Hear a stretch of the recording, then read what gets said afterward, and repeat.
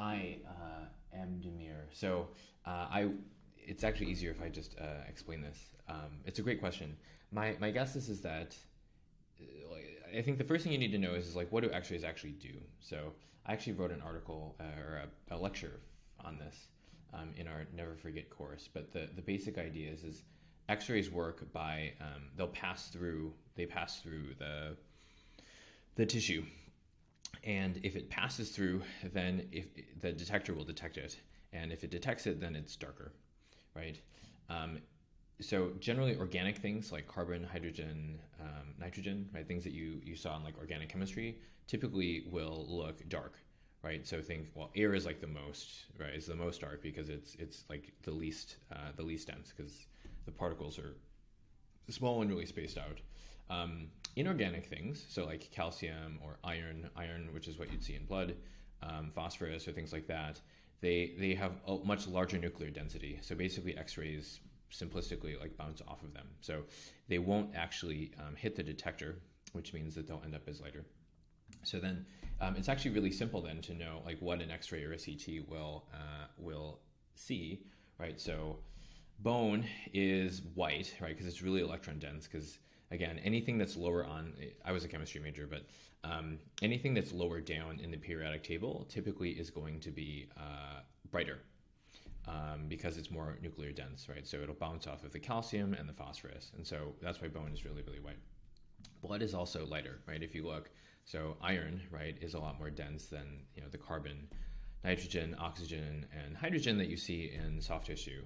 And so my guess is that I would imagine that the reason why you wouldn't see anything is because, I mean, like, what would you see? Generally in the CT scan, right, like the reason why you do this first in a, when they come in with a stroke is that you're looking, the question you're asking is, do they have a